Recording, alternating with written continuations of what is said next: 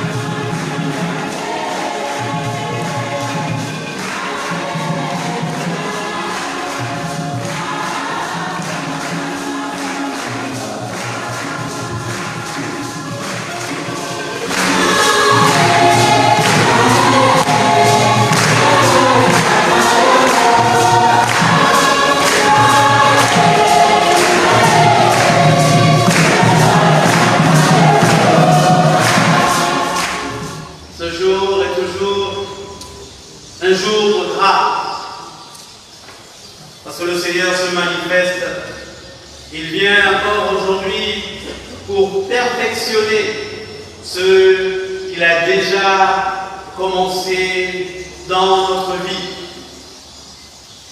Nous l'avons découvert comme étant le Dieu Père. Ce Dieu Père qui nous ouvre les bras et nous accueille en faisant de nous ses enfants. Le don de Dieu qui te garde dans la paix. Andrea, Alexia, sois marqués de l'Esprit Saint, le don de Dieu. Amen. Qui te garde dans la paix. Charles, sois marqués de l'Esprit Saint, le don de Dieu. Amen. Qui te garde dans la paix. Ce sacrement de la confirmation, ici aujourd'hui dans notre paroisse, c'est le début de la célébration dans notre doyenné, comme vous avez entendu le doyen dit au début de cette Eucharistie.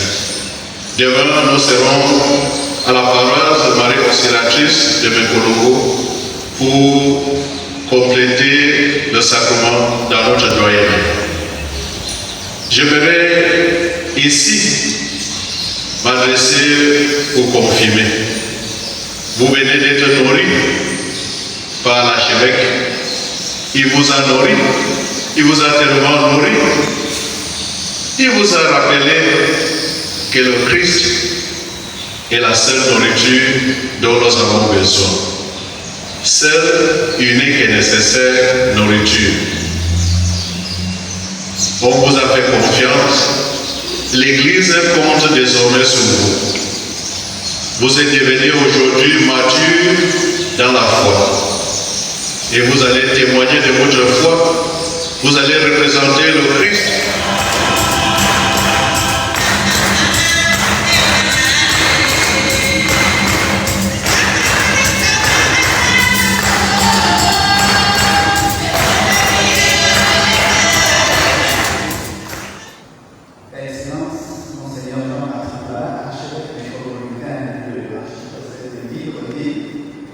Depuis hier, nous avons commencé un pèlerinage partant de la paroisse, la ville de Montfort, c'est-à-dire aujourd'hui.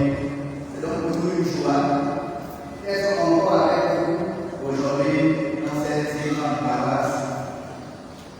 Hier, nous avons commencé avec les trois premières paroisses, c'est-à-dire Saint-André, l'Union de Montfort et Notre-Dame de la Miséricorde. Aujourd'hui, nous aurons la grâce de vous voir confirmer et catéchuler de trois autres paroisses, plus une quasi-paroisse. Il s'agit donc de la paroisse qui nous reçoit, Marie Auxiliatrice, la paroisse Saint-Christophe, la paroisse Saint-Augustin et Carmestère, et enfin, pour la première fois, nous aurons les confirmants de la quasi-paroisse Saint-Joseph de Calasance de Marie. Excellence, notre doyen compte au total 21 prêtres. Nous sommes une équipe pastorale de 21 prêtres, 3 diacres. Nous avons 4 communautés religieuses qui sont au total des religieuses 20. Donc c'est encore pour nous, mon Seigneur, une grâce de nous avoir parmi vous, surtout pour nous encourager à évangéliser ce doyen, surtout nous encourager à aller de l'avant. Et les catéchumènes d'hier, et les catéchumènes d'aujourd'hui, Excellence, nous avons eu la grâce, nous avons la grâce de pouvoir confirmer au total 477 catéchumènes. 477. Soyez la bienvenue encore dans notre doyen chez vous. Nous prions le ciel chaque jour pour qu'il vous donne le courage et la force de mener à bien votre ministère au milieu de nous. Mais surtout le courage et la force de nous donner cette force-là, nous qui sommes sur le terrain, d'être des ouvriers selon le cœur de Dieu. Merci encore, Excellence. La paix du Christ. Dimanche, comme vous avez au début, est un jour de résurrection. Et pour entrer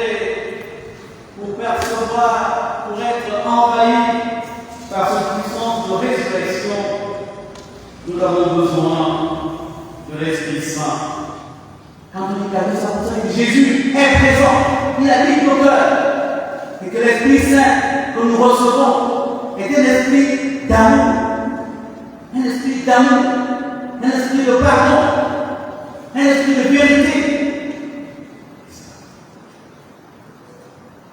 Alors, on dit que le parent le plus bon, n'est-ce pas, ne peut donner que ce qu'il a. Alors ce qu'on vous donne, eh bien c'est Jésus. Ce Jésus-là, il ne faut pas le mettre au placard. Il ne faut pas l'abandonner dans les églises. Non, non, non. L'Esprit Saint qui est reçu, n'est-ce pas, c'est pour que vous puissiez apporter cette libération partout où vous êtes. La paix de Christ.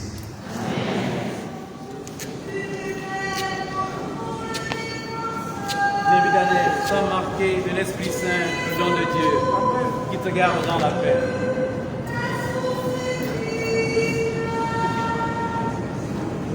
Cynthia Poupina, nous sommes marqués de l'Esprit Saint, le don de Dieu, qui te garde dans la paix.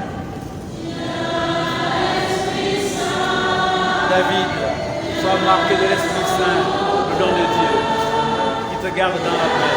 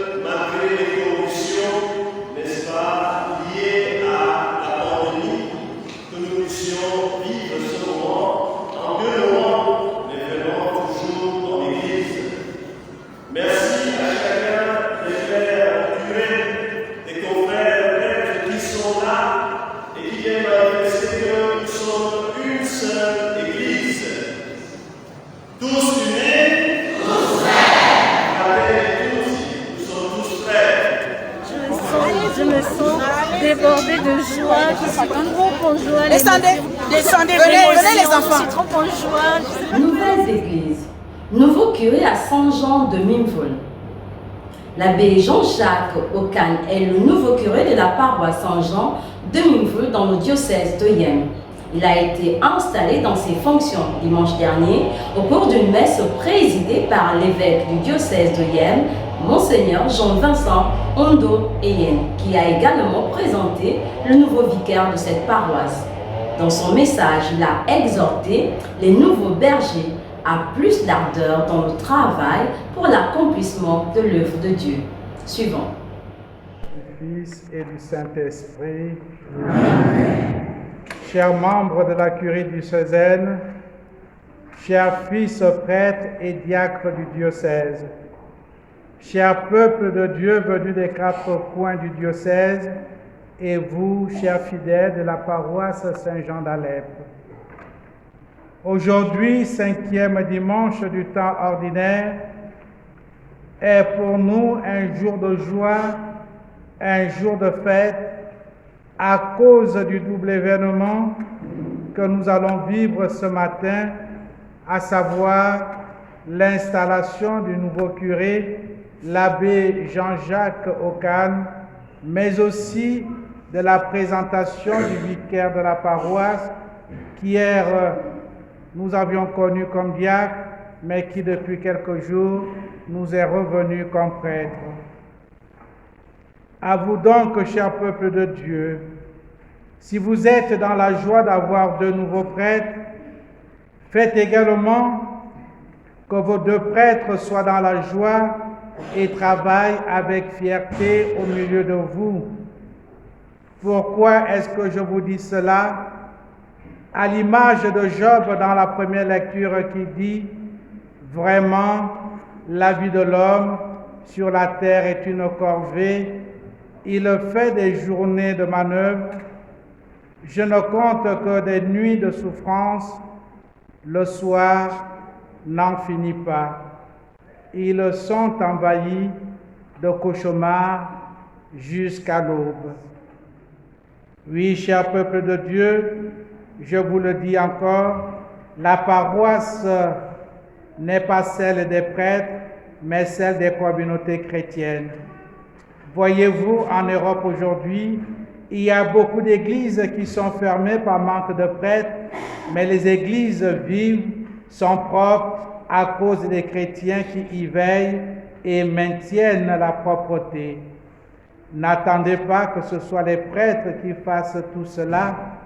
Vous chrétiens, vous êtes les collaborateurs des prêtres. Faites votre travail de collaborateur pour que la paroisse se lève et vive comme les autres paroisses du diocèse. À vous, monsieur le curé et monsieur le vicaire de la paroisse Saint-Jean, que vous dire face à la situation de la paroisse actuellement, un seul conseil: ne faites pas comme Job, qui compte les nuits de souffrance face à la réalité de la paroisse. Le Seigneur vous a tout donné et vous avez les moyens de changer les choses. Vous avez les moyens d'améliorer la réalité de la paroisse. Vous aviez même le secret de permettre à cette paroisse qui paraît, je dis bien qui paraît pauvre, car en réalité, elle est très riche. Société, mouvement d'humeur de la CONACYCED.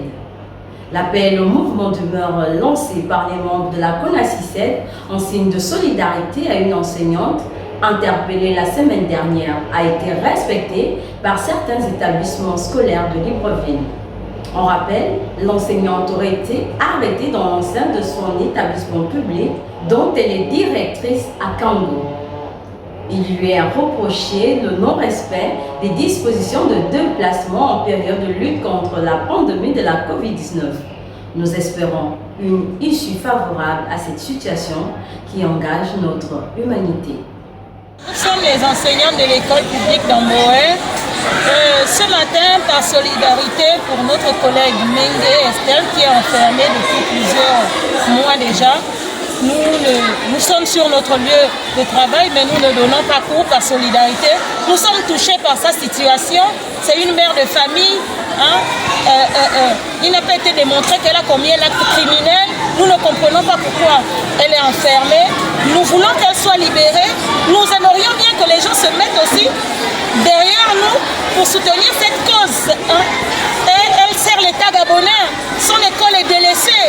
Ses apprenants sont touchés. Tout le monde est touché par cette situation. Donc, nous aimerions bien que notre collègue soit libéré. Donc, nous avons suivi le mouvement de la CONACYCED et l'école publique d'Amboé. Ce matin, il n'y a pas cours.